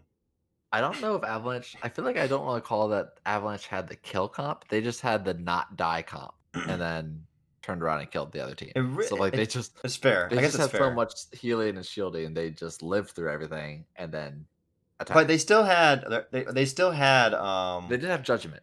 They did have judgment, and they had there he is. There's Mark. What's up, Mark? Welcome. How's it going, Linehouse Snag? What is up, chat? I don't know who this Mark person you're talking about. I only see Toxic Zombie. Toxic Zombies in the house. The B-Step King. Whoa, no, I no comment. The B-Step King of Divvies, the DEs. I'm not cannot confirm or deny. What's going on? Why are we having 2 people in this lobby for Avalanche so far? All right, so Mark, actually, let's ask Mark since he's been now a passive observer. How long have you been watching? Did you watch Game 1 as well, or just Game 2? Let's see. I commented around 2 minutes. Not long at all. Brand new. Oh, just excellent. tuning in. Excellent. So with that, it's game number 3. Okay. That massive knowledge for the series. What do you think is going to happen in game number 3? Well, let me bring up the stats for the div. Wow, he's actually trying to play serious. Wait, stats of what? We're asking you how this game is going to go with all of your previous knowledge of these games. Well, RollOne Esports versus Avalanche. So let me just take a peek here. I don't think he's getting it. All right, hold on. What div is this? B West. We're in B West. Okay. Oh, right. So while he's doing this, guys, reset router and do an update. Oh my, 10-minute wait. Snag, if you really want to go, you're welcome to it. Mark and I can finish this out. Yeah. We'll Because I see. know it's past midnight for you. Actually, Mark, are you? What are you? West Coast, East Coast, Central? I am East Coast, and I also have a 9 a.m. meeting, and I've also been consuming alcohol. So Sounds smart. Two v it's five. really great. You know what we could also do Okay. is the three of us could just sub in for. Yeah, we'll just play Form and cast at the same time. Okay, so the thing is, I see the stats. We got Avalanche taking us to Sky Temple. So does anything jump out to you guys as like Well, specific no, whoa. strategy? I asked you a strategy question, Yeah, sir. you don't How turn dare this you? back on How Okay, dare you all try to right. turn this around? All right, fair enough. So what comes to mind? So I think that Avalanche is in a strong position here because they are choosing a map that kind of requires practice, and maybe you're relying on your opponents to not have any strategy or time spent on. So I'd expect to see maybe some Falstead come out, maybe some Dahaka. Out of all the things that can be picked on this map, you go with those heroes. I'm thinking global. I'm thinking boss control I because want to Listen. see some Samuro. I want to see some Abathur. Okay, I want to see Okay. some Cho'Gall, Gazlo. some Cho'Gall? Gazlo. I see. You can I guess Assman and just run it down the I'm lane. thinking you guys say Cho'Gall, Abathur, Asmo for this. I don't know. Listen. I think It's Sky How Temple. dare you? All that really How dare you? matters Wait, is you take structure. You take structures, you win the game. That's all Mark. that matters. yeah. How dare you? We are in Div A, sir. So clearly we know what we're talking We're about. pros. Okay. All right. Clearly well. these comps are perfect, and there's no way that they could possibly fail. Hey, we should get a Brightwing in this game. Can you imagine Brightwing with the Asmo? What was it? Cho'Gall, Abba, Asmo, Brightwing, right? So Because you have wait, sure. you have Brightwing teleport, so you can cover the lanes, right? That's your off laner. Alright, sure. With the Yeah, of Abathur. course. Yeah. You have Cho'Gall and Asmo just big baby pushing one lane. And then Big baby pushing. and then you Oh, yeah. just actually just lose the game straight up because that comp is garbage. I can't Wait, even defend it. Is RollOne the one that did Tomb and they had the accidental double healer with Brightwing and who was their second healer? Dukov? Earlier this week, where they did like the accidental two healers. Oops, 3 healers. Oh, it was RollOne. They had 2 healers. Yeah, who was the second healer? Oh, that's right. Mark, do I have you on for my friends list? No. Oh. Ooh. Are you in NGS? NGS? I mean, I just sent you a personal message, so. I did see that too. Ooh. Spicy personal messages. Oh, invite to game. So, are you guys familiar with the creature comp? No. Okay, Like with so all minions? yes, all minions. So, Anubarak, Asmo, Zagara, What did you call them? creature comp, No. and anything that. Oh, Anubarak. A nub? You didn't accept my Yeah. invite. A Zombie. nub, a rock Anubarak, yeah. is. I think it's Zombie, a you gotta noob. accept it. Oh. See, I'm sorry. You were saying tomato. I was thinking it was tomato. I even sent you a friend request. How dare I? But like World of Warcraft or Warcraft, I think they like pronounce it like straight up. The game pronounces it as a But noob. here, the thing is that you knew what hero I was talking about, right? Yes. Okay, so let's move on. That excuses the. Maybe it does, maybe it doesn't, but we're on the same page. But any hero that can summon minions. We can do a poll. Best baseball movie. Sorry, I'm actually just thinking about other things. So what? The Sandlot, Angels in the Outfield. Okay, so we have Field of Dreams. What's that? Wow. Oh my God. Just a League of Their Own. We had Bull Durham, I believe. Oh no, wait, we had Major League.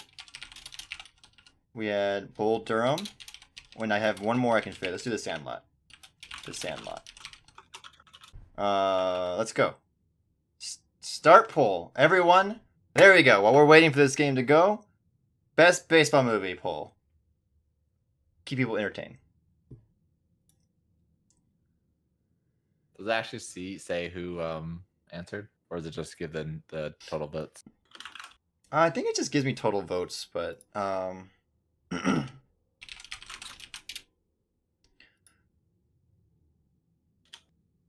but I'm also just like still freshly learning how this works and everything, right?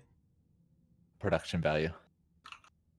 I mean, it's, you know, I Twitch all the time. By the way, unlucky, but I was streaming earlier, and we did get to face the almighty Jayhow. We faced him twice in a row, and then he was on our team, and then he dodged game number 4 because he saw that I was against him again, and he'd already lost both times against me, and then I helped carry him to a victory in that third game, and so he was just raging so hard he had to leave. But unfortunately, I had my settings muted because I'm a dingus, and I only had in-game sound, so you really can't hear us, having fun. But that is a true factual story. You actually probably get better quality on Jayhouse stream because I think he gets to rage a little bit. We are waiting for this game to start. What's going on? For those of you who have just joined us this late hour. Has anybody joined us? I have no idea. It is. I mean, I just joined, but I mean, Yeah. maybe I've forgotten about already. Is a Div B West matchup between RollOne Esports and Avalanche. Is a series tied 1-1, going into game number 3 at some point. Sometime in the future. We had a couple, let's see, follows and subscriptions. Ooh, there we go. In draft. Who were the follows from? And Follow maybe was from the King Jeff 226 and the subscription from Majesty 007. Thank you both again for that. We are now finally in draft. I guess we had a router issue, but we're ready to go for game number 3 for this game that doesn't really matter anymore. I think, right? Oh my gosh. I think they're ready. straight To out go. the For bat. seeding. Literally seeding. Johanna. Proceeding, I can't guess. have it. Yeah. I wonder if Johanna's you guys see all gone. the same bans. Last so far the 2 games they've been banning tanks. Like it's just been Johanna ban, Garrosh ban, Okay. ETC Okay. ban. I think it's. I mean, I've seen the same thing against teams in my division. At least with teams that are like evenly matched, a lot of focus on like tank banning. Has been a common occurrence. There This it time, is. I'm the ban in the Cassia. Yep. Seems 2 games good. is enough. She's a bit busted right now. A little bit. Yeah, I think Avalanche was able to get Cassia in both games, in game 1 and game 2. Didn't work out in game 1, but game 2 definitely did the extra damage and survivability. But so far, pretty standard picks and bans. Yeah, pretty much the same bans as last game, minus the Cassia. Actually opening up with an ETC. I like it. They're not risking really anything. Grabbing the open tank that's arguably one of the best. But I let's think the see. ETC was banned the last 2 times, right? Yes, by RollOne. Actually, is the one that banned ETC. Avalanche taking us to this map. They get a strong hero, and they also have an option for maybe something spicy. The second pickup. Skeptic going with the Tacitor 2 games in a row, and the Stukov, that was in game number 1. So they're going with it again. I thought that white main play was really good, though. I'm a little surprised that they went. They made it look very strong. Yeah, the Yeah. problem with White Man is she's a garbage tier healer, and it's really not worth picking unless you're just memeing. I mean, Well, but they did they just made it body work with last her game. in game Yeah. 2. I know you missed it. Yeah. And they had Stukov in Yeah. game 1 and got. I mean, bodied, you so, can know. win. You can win the lottery. It's possible. I mean, I'm not going to disagree with you. I do think that white main is one of the worst supports right now, unfortunately.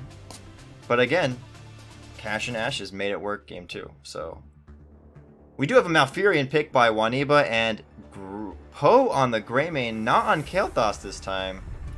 And not a Deckard pick with Deckard still available. They opted for the Malfurion instead. Sexy Rexy, get him out of here. His nipples, they're banned from Twitch. That's perfect. We don't want that on this stream. We're trying to stay, trying to stay safe. Ooh, Imperious. They heard Mark Zombies in the lobby. Just get rid of him. I mean, there's a pro Imperious player, Mark Zombie, B-Step King. I don't know what you're talking about. I've never done such a thing. No B-Steps, only sprays. They want to make sure they're not, they're getting shy. Don't want to pull out the Imperious and get called out by you. Eichmann, and it goes with the Rel. Dragon Fury on the Kira. I like it. You know, we're gonna be up. If we're gonna be up late, I want to see some spicy comps, and I feel like we're getting a spicy comp right now. Yeah, Aranor's been their tank, so they're actually still open with their tank pick if they are planning to do the 3 frontline like this. And we thought we would get a Kael'thas free game. Yep. Is this gonna be a Leoric? Best hero of the game. Leoric? Yep. Yeah, I mean, come on, get some. I have not seen any of this series, but RollOne seems very safe. ETC, Malf, like their entire draft is just the epitome of safe, strong heroes. And then Tyrael rounding off the draft for Avalanche here. I knew that Poe was gonna switch. I'm like getting ready to do the switch in Soothsayer. I feel like the safe bet here is RollOne. I mean, with no prior knowledge, they have just, I think, easier execution for their heroes. All right. Avalanche kind of excites me here. I do have the poll results. We had 2 votes for the poll. Both went to just 2 votes. What do you think won? A League of Their Own. I would say Sandlot. It was a League of Their Own. Both votes went to League of Their Own. Because I voted for one of them, and if there's only 2, then well, that's just insider trading right there. That is insider trading. Stinger. I guess we go to the caster panel. I don't know. It's late night hoots. I'm getting a little antsy.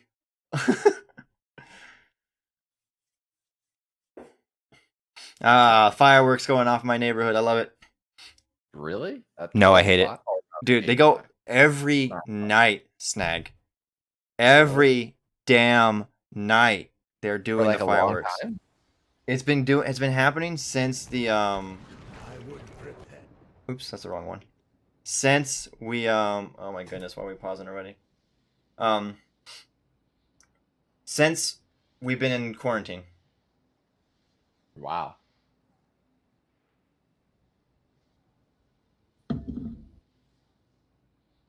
This is the game that will never start. Yeah, didn't we already have router issues? Now somebody's mouse died. Well, I mean, it's not the most ridiculous reason I've seen a game paused for. That's true. I did have a game against us where they had to pause because a player's mouse pad was too sweaty. That's some serious work. At least the teams were having good banter going on. Softbird, are you near Los Angeles like I am? Because you're also having fireworks issues. I'm just curious. Maybe they're celebrating the record high for new coronavirus cases as of yesterday. highest in the country from the start of the pandemic. Yeah. No, wait a minute. Is this? Oh, there it is. Okay, good. We're going to. Oop, I forgot I did that. And display pop-ups. There we go. Did I already zoom out? I don't remember. I did not. All right, on the left-hand side for game number 3, RollOne Esports in blue. Zad on the Greymane, Poe on the Kael'thas, Waniba on the Malfurion, Big Beard on the Leoric, and Rock Your World on the ETC. All right, Mark Zombie, you can introduce Avalanche.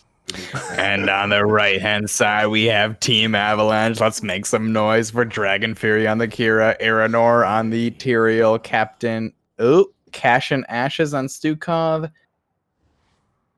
Likeman on Urel and Skeptic on Tassadar. Look at that. He's a lot more hype than I am. Oh, San Fernando Valley. Yes, that's actually closer to where I am. I'm in Pasadena, so Is that what that stands for? yes. Okay. San San Fernando Fran. Valley.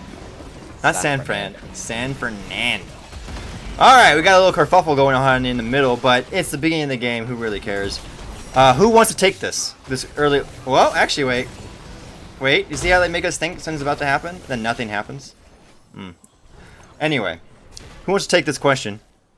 What are the keys of the victory for either RollOne and or Avalanche? So, I think Avalanche is going to be looking to dive onto that Malfurion. He doesn't have Ice Block anymore. But the trick there is that if they don't kill him, they're going to be in a world of hurt with Twilight Dream. But there's still a lot of burst between Tassadar and that, what's the Kira ultimate that does the big... Oh, yeah, I forget what it's called, too. Okay. Final Strike? Final Strike, yeah. Final Strike. Now we got this nice lightning effect. That God, I hate doesn't do anything. Oh, Stukov might be caught out, though. ETC slide does not connect, and they're able to meander away. Meanwhile, Kira trying to get on top of the Malfurion. Dragon Fury able to secure that kill on to Waniba, and Zad also goes down. What a great little turnaround. That was a nice force wall by Skeptic there as well to keep them in place. It's almost like a bait. Oh my goodness. That's a nice little shimmy out of there. Ooh. Oh! One rock. Oh! Oh! Kira hit the long range W to just boil somebody's blood. Kira's the Nexus lore, right? She's not actually, Blood Rage. Yep. Is boiling someone's blood. Avalanche is just running at RollOne so far in this game. It feels like they took the lesson of game 1 that RollOne did to them and just have applied it now in game 3 so far. Yeah, I mean, I would kind of lean towards, having not seen game 1 or 2 or have no experience with this division, Avalanche brought us to this map. They have a little bit more spicy of a draft here.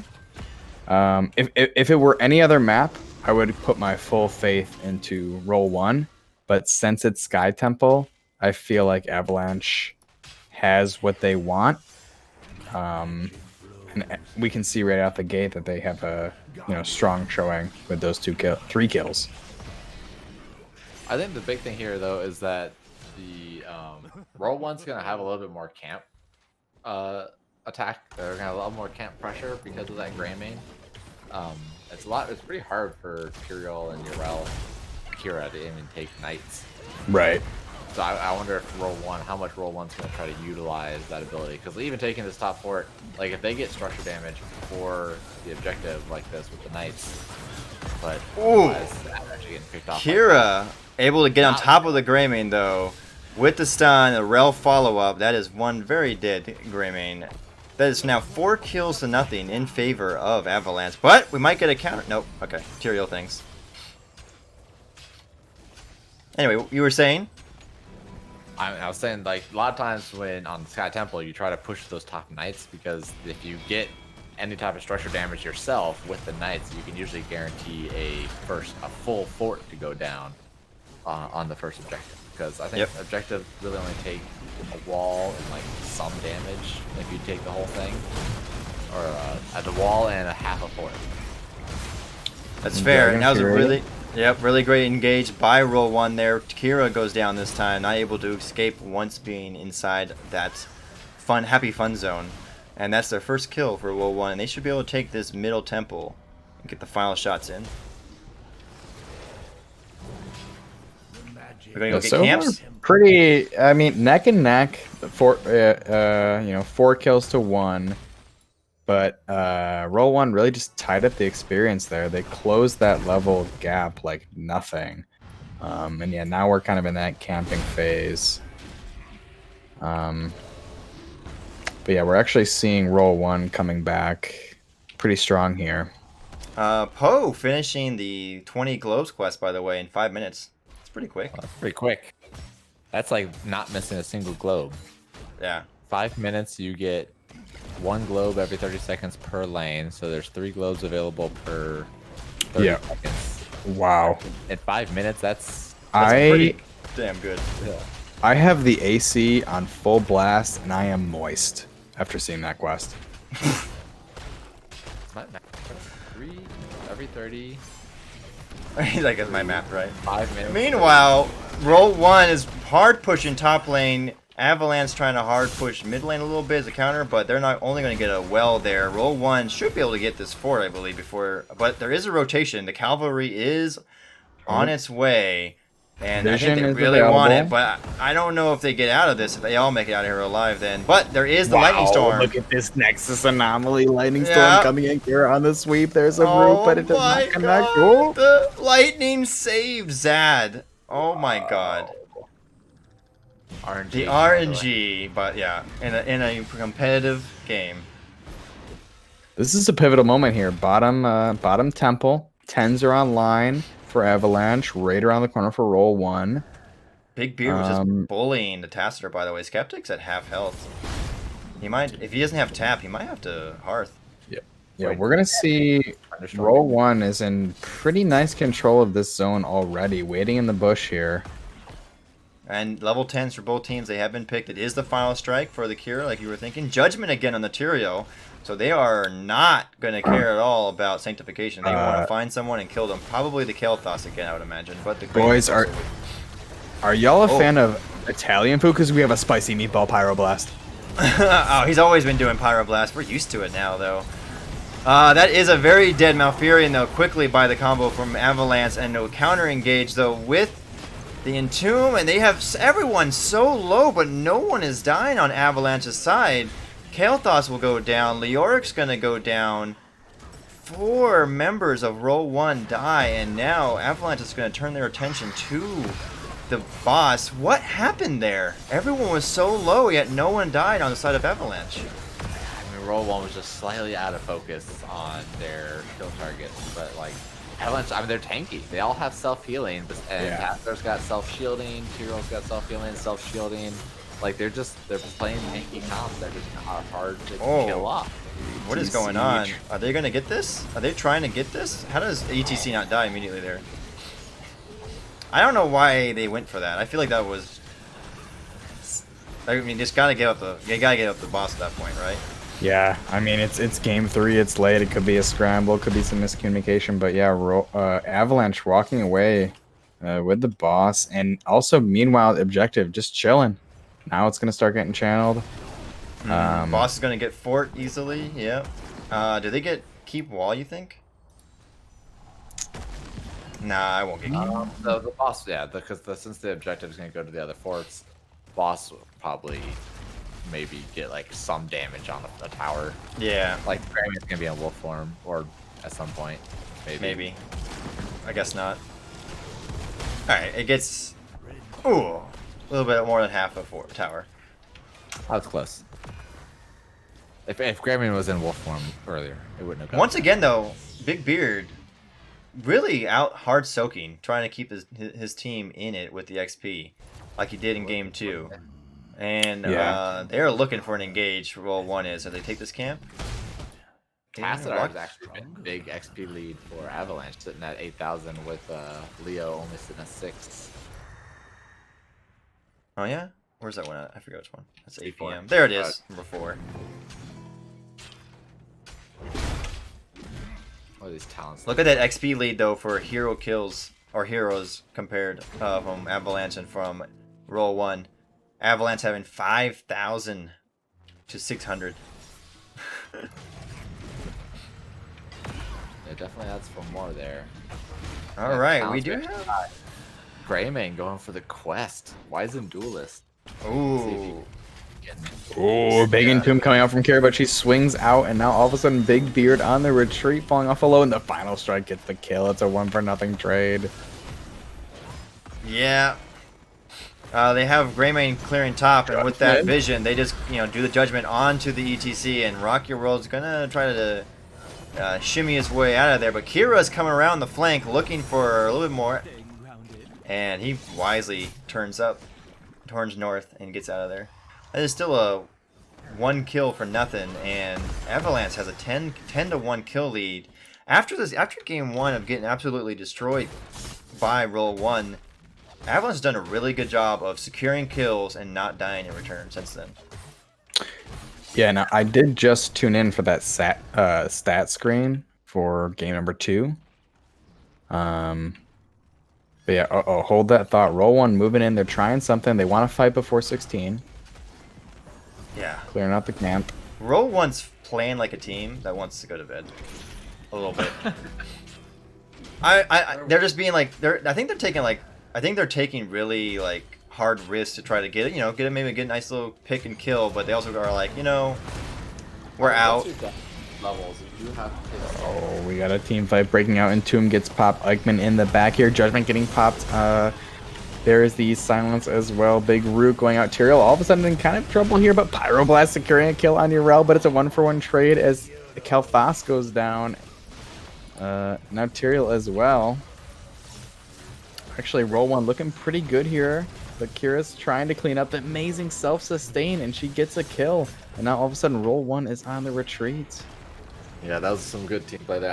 Kashin sitting with the silence and kind of in the middle of that, and Kira actually knocking 2 people to stay into the silence with her sweep. So good team play there with their abilities. Yeah, and RollOne was really trying to force that, and they actually came out kind of ahead in the beginning. They were looking to fight before 16, and they had 2 kills to 1, but the self-healing and the avoidance from Kira was able to kind of swing the favor. All right. This is a tough spot for RollOne because like Sky Temple is a map that you can easily just play the PDE, play the objective. No, Skeptic. Skeptic, that was so well done. Smart. That was well played by Skeptic. To get to them. Yep, nice. Middle is still available for a little bit few more shots, but I mean, RollOne has to get back on even tiers, so they should be very soon, and they have to take a fight because they're really getting pushed out deep on this map, and they need to make something happen soon. Yeah, this is a map where, like, again, if you can just play the objective and it'll eventually win the map game for you. Like, so RollOne's gonna want to do something unexpected to catch Avalanche off guard. Yeah, and the boss is now available. That's kind of the only camp that is up on the map. Both teams even talent here, so I think it's going to be controlling that bottom lane, which is now in favor of Avalanche, but RollOne does have that top cover. Oh, hold on. There's another Judgment. Oh, it's falling awful low here. Urel in the backline being so disrupted. They do get the kill. It's a 1-for-0 trade, but oh, another kill fired back. Woo. Is that a 2-for-1 special? Nope. I think they want more. I think they want more. When is Kira? She gotta have something soon, right? There it is. That's gonna be a 3-for-1 special then. And that's gonna guarantee bottom keep this. I mean, they might, like, the game, they can't end yet because the death timers are too short. But this could set them up for a boss play, honestly. If they get Zad, oh yeah, they were looking for it. I don't know. This, yeah. Sorry. No. Go ahead. I'm surprised that they were still trying to move forward. I think this should be like immediately try to rip boss. You have Malfurion still dead for another 15. I think they can probably kill the boss fast enough. I mean, they have Stuke off attack, obviously. So Tyrael gets there, has Holy Ground, sits it on the point. It should make. Big Beard is not going out without a fight. He's lurching on in there. He's scouting it. He sees it. Let's see what they can do. As everyone is basically up. That time is so short. Malfurion on his way back. The throw pit is here late. Oh, a big tomb coming out, but Urel drops the absorption. Pyroblast getting ripped as well. But all of a sudden, members are falling like clockwork. 1, 2, 3. This should be game. Yeah, I think it probably would. That was a nice holy ground from Tyrael to keep the Kel'Thas there. Yeah, they thought for a second, but they're like, wait a minute. I mean, like, the 3 bruisers just ran at them, and while Skeptic and Cashin killed off the boss. It kind of shows the power of the self-shielding and the self-healing. Yeah. Having no prior knowledge to this series or these teams, I would have. If it was any other draft, I would give it to RollOne. But since Avalanche picked the map, and they have those kind of specialty 3 bruisers, self-sustained heroes, they clearly executed it very well and walked away with the series. Yeah. I for one appreciate Avalanche's efforts here to end in 15 minutes. Who is 4 the to 20, man. Big kill game for Avalanche. Yeah, and previously, game 2 was also quite swingy like that as well. And game Right? 1 was the other direction. For Oh, Why okay. can't- Roll1. It why was can't like 20 to 5 or something like that for Roll1. Wait, is that 4-20? 4 to 20? Got him. Blaze Okay. it. I gotta go, boys. Thanks for having me. It's Yep. late. No worries, take man. care, everyone. Have a good one. Thanks for make joining good us luck for with that impromptu cast. Yeah, of course. All right, Snag. Well, we're gonna do a brief interview because I know you want to go to bed. You're also welcome to go if you don't want to join. I know it's late for you. You gotta commit, man. Gotta commit. All right, we do. Yep. Let's go to lobby 5.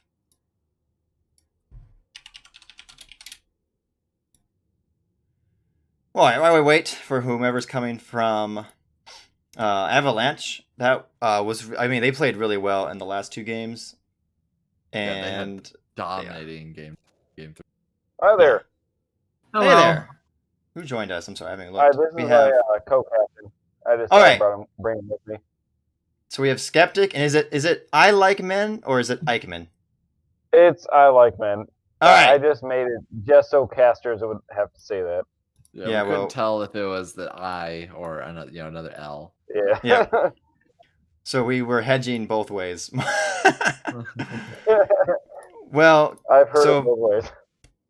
So for everyone, again, real quick, this is I Like Men and Skeptic, both from Avalanche, who just came from losing game number 1 to take games 2 and 3 and win their series against RollOne. And I believe this also secured a playoff spot for your team. How do you all feel after we just needed this one evening? map.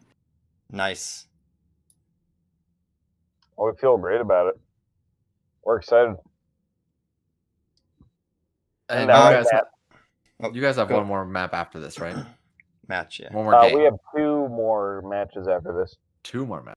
Just we have Nanoed Amma and Aryan Nephilim, I think. Okay.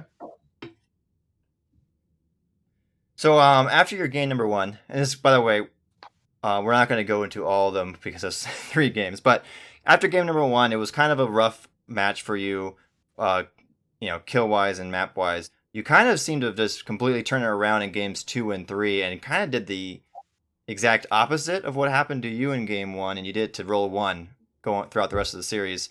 What was the adjustment you all made after that first game?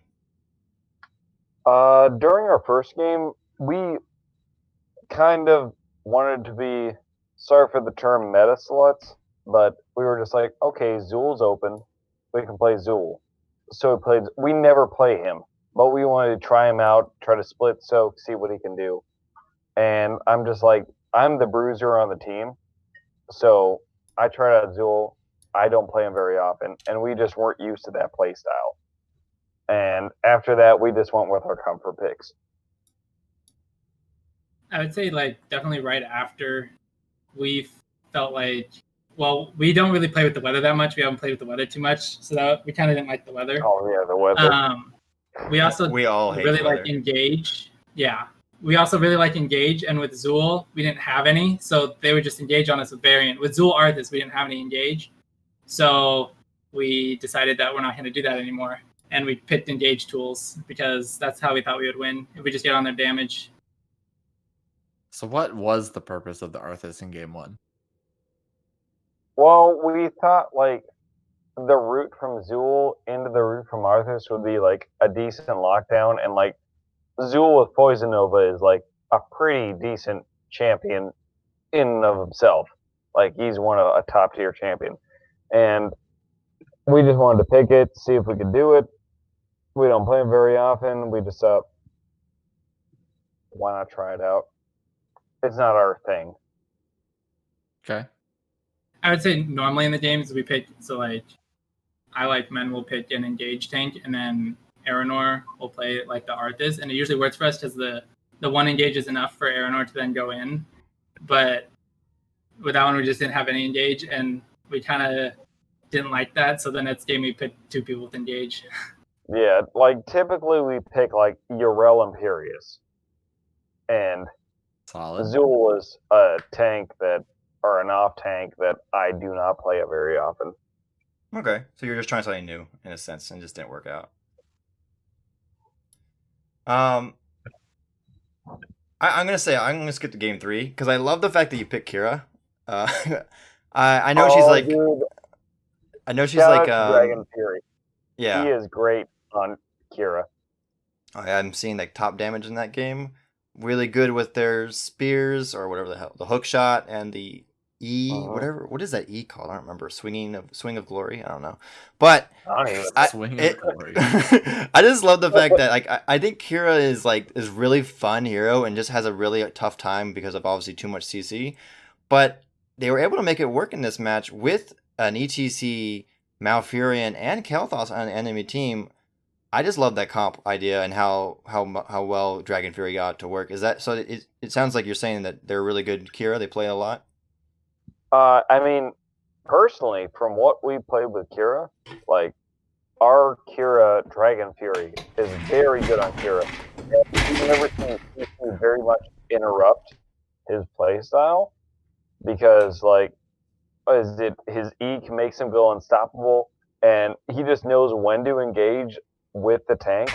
So like he misses all the CC, and Kira is just a very good champion in our roster. He's a great Kira player. That's all there is to it. So you're going into the 1-1 game score, and they bring you to they have you pick the map. What are your guys' decisions on? And like, you pick Sky Temple, which is a very much less common of a map.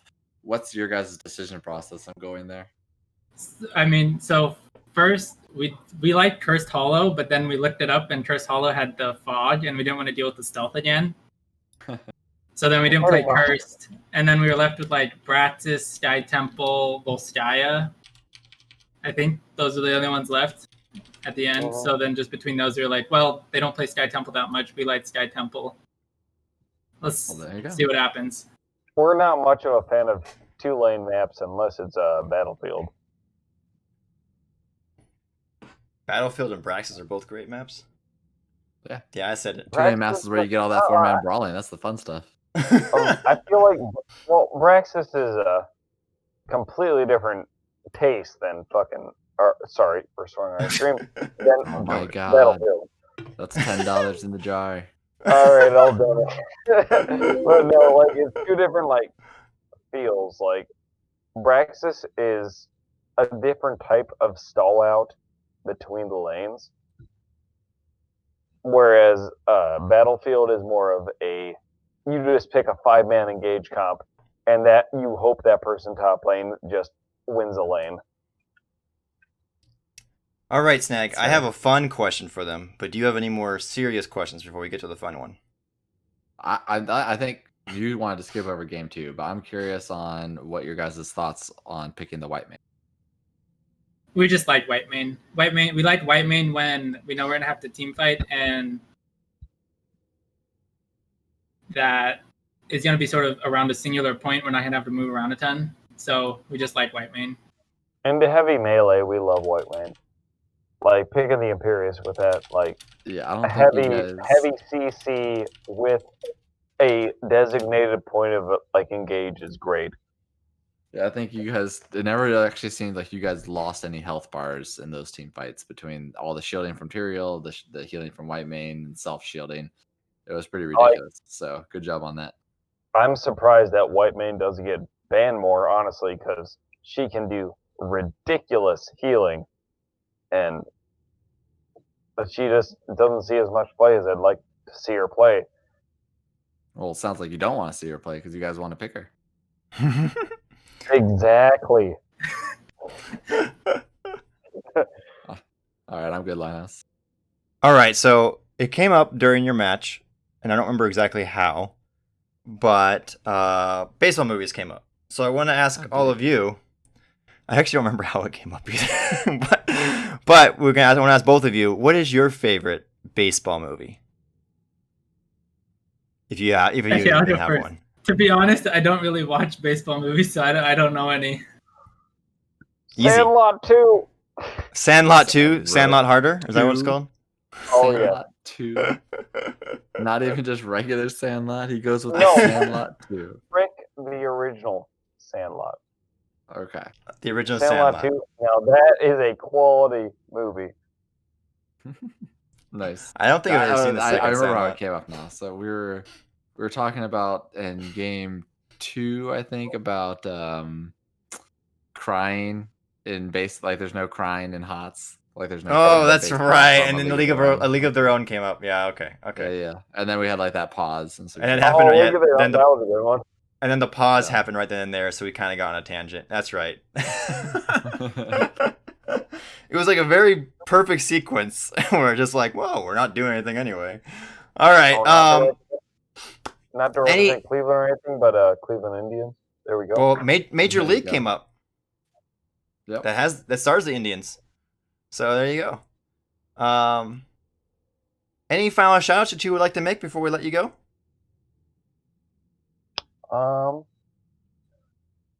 Just our friends. Our friends Jake. He's a great friend of us. Hannah, she's a really good friend of us, and my mom, she's really been supporting me. Nice. Very nice. For you, And Skeptic? anybody skeptic? Ooh. Knock on wood. I think Chris got most of them. Okay. Cool. Is Bad News Bears a baseball movie? Softbird? I thought it was a football movie. Yeah. Is it? Okay. There's a baseball movie. Okay.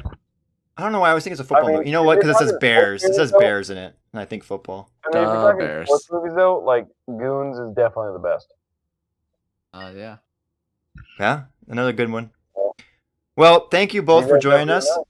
I was gonna say congratulations on your 2-1 victory and securing your playoff spot.